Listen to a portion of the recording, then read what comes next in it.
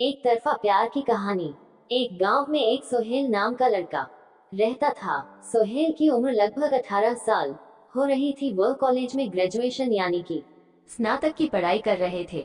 वो लड़का पढ़ने लिखने में तो काफी ज्यादा नॉर्मल था।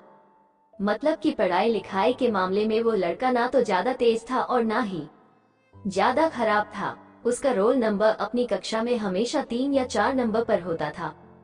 सोहेल पढ़ाई लिखाई के साथ साथ प्यार मोहब्बत वाली चीजों पर भी काफी ज्यादा विश्वास करता था।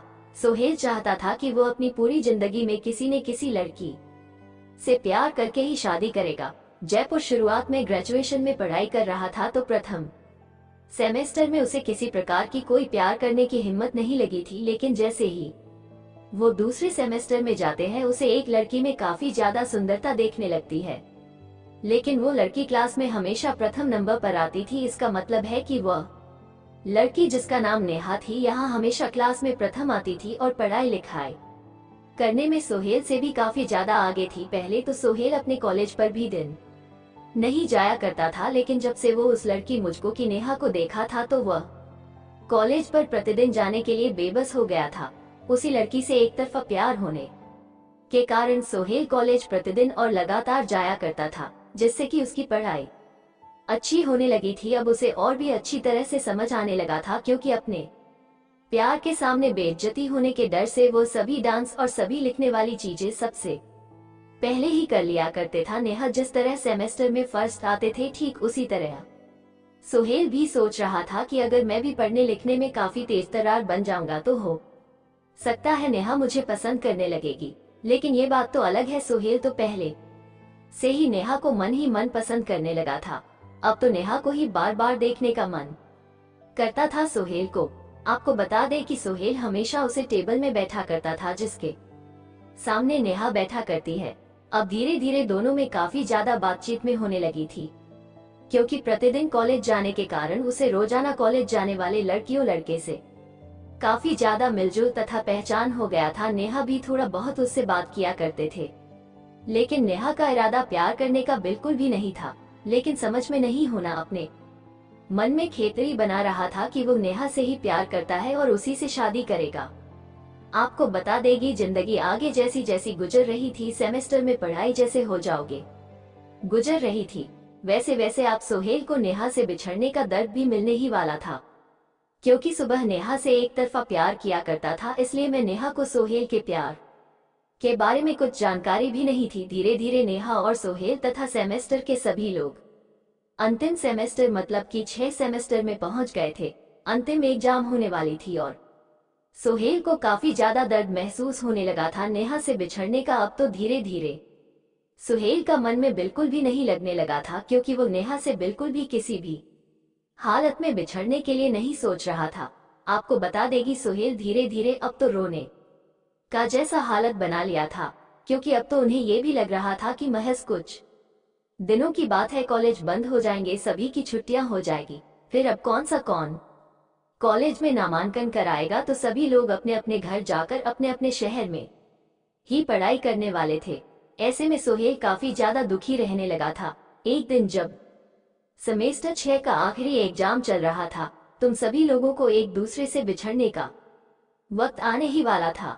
उसी पहले हुए चाहता था कि वो नेहा से बात करे कि वो उससे प्यार करता है और उसका फोन नंबर वगैरह लेकर उसे सब दिन के लिए बात करने के लिए तैयार करने के बारे में सोच रहा था। उस दिन तो परीक्षा का आखिरी ही दिन था। उस दिन के बाद से अब कोई किसी को नहीं मिलने वाला था।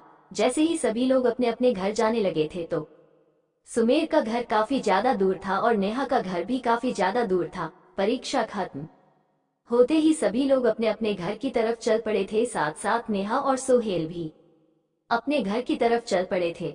वैसे तो पहले नेहा को लेने के लिए उसके पिताजी को ले जाया करते थे, लेकिन उस दिन एग्जाम दूसरी पाली में चल रही थी और काफी ज्यादा शाम हो गया था।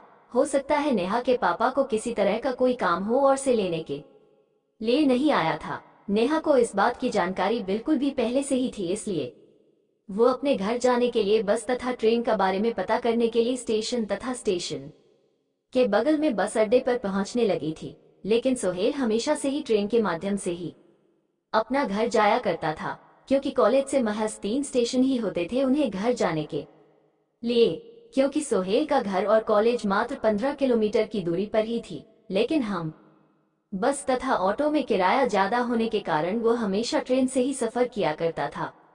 हमेशा की तरह उस दिन भी सोहेल अपना घर जाने के लिए रेलवे स्टेशन में जाकर ट्रेन का इंतजार कर रहा था। ठीक वैसे ही उधर से नेहा गुजरती हुई आ रही थी। जैसे ही सोहन की नजर नेहा पर पड़ती है वो काफी ज्यादा विचलित हो जाता है और आश्चर्यचकित हो जाता है। सोहन सोचता है कि आज नेहा स्टेशन पर क्या कर रही है, हो सकता है नेहा भी अपना घर उसी ट्रेन से जाने वाली है जिस ट्रेन से मैं जाऊंगा। ऐसे में जैसे ही नेहा की नजर सोहेल पर पड़ी वो तुरंत जाकर सोहेल से पूछती है कि मुझे भी घर पे ही ट्रेन से जाना है, चलो अच्छा हुआ तुम मिल गए हो, अब हम दोनों साथ में अपने घर के लिए चलेंगे। तभी सोहेल कहता है कि हाँ ठीक है, हम दोनों साथ में चलेंगे। उसके बाद नेहा पूछती है कि ट्रेन कितने बजे आएगी। तभी सोहन कहता है कि अभी ट्रेन की कोई जानकारी उपलब्ध तो नहीं है, हो सकता है कुछ टाइम लगेगा, उसके बाद ट्रेन आ जाएगी। फिर दोनों में आपस में बातचीत शुरू हो जाती है। दोनों काफी घंटे तक, लगभग 1 घंटे तक बातचीत करते हैं। फिर उसके बाद दोनों हरियल आते ही उस पेड़ पर चढ़कर अपने घर की तरफ चल पड़ते हैं। दोनों एक साथ एक ही सीट पर बैठते हैं। दोनों में काफी मेल होने के कारण दोनों आपस में अपने मोबाइल नंबर शेयर कर लिए थे ताकि बहुत समय किसी प्रकार की जानकारी शेयर करने के लिए उसे कठिनाइयों का सामना करना ना पड़े। घर जाते ही उसके एक दिन बाद दोनों आपस में बातचीत करने के लिए मोबाइल फोन में है। दोनों में काफी अच्छी मित्रता हो गई थी। कॉलेज के बाद दोनों अपने घर में बोर हो रहे थे, फोन से अपना अपना मन बहलाया करते थे।